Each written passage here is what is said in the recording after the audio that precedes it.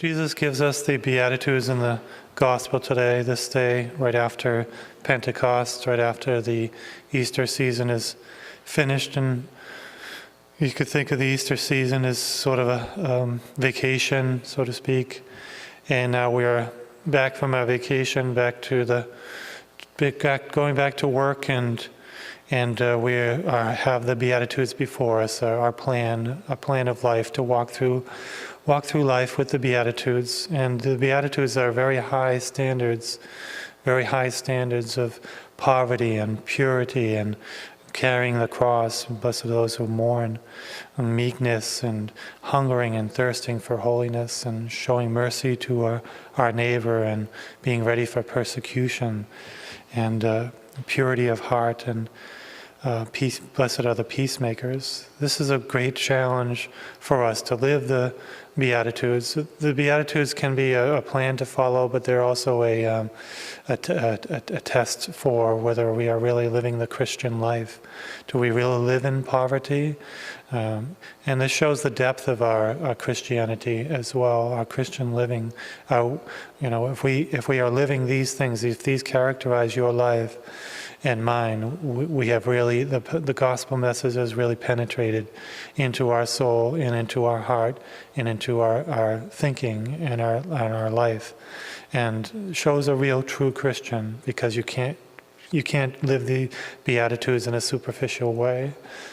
To love poverty, the spirit of poverty, to be detached from the things of this world in the midst of plenty, which we have in the world today, in so many places, especially here in America, of course.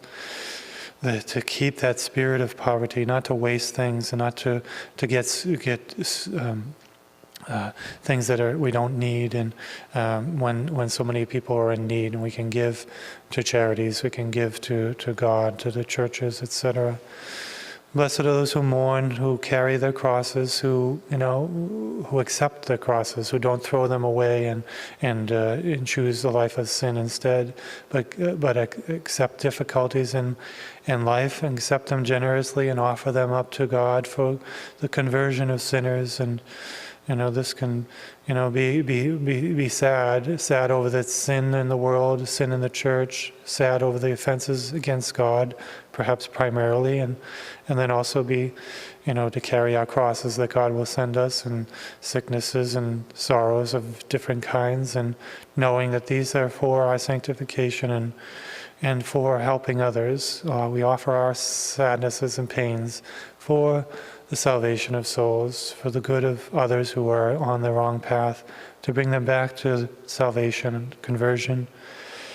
Blessed are the pure of heart, they will see God. And in the midst of a perverse and depraved generation, to live a life of purity and pray for the purity in our own hearts and in the hearts of so many who struggle to practice a life of purity and chastity.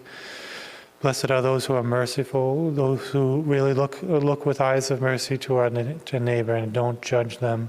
Don't be harsh to our neighbor and condemn our neighbor for the sins that they commit. Instead, we excuse them if it's possible. We pray for them and for their conversions. We hope for their salvation. We do all we can to help them on the path by our good example, by our prayers, and by our words, to help them to live that life of mercy.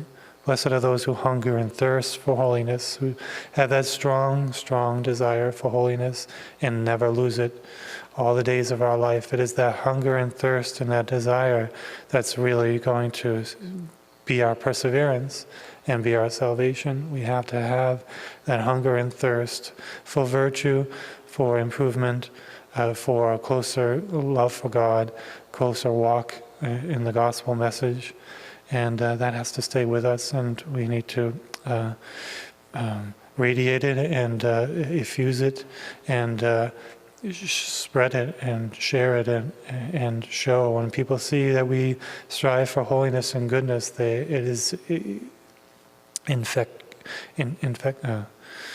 contagious, and it does spread, and so we want to have that. And so we keep this, the Beatitudes as our plan, our program, and blessed are we if we do.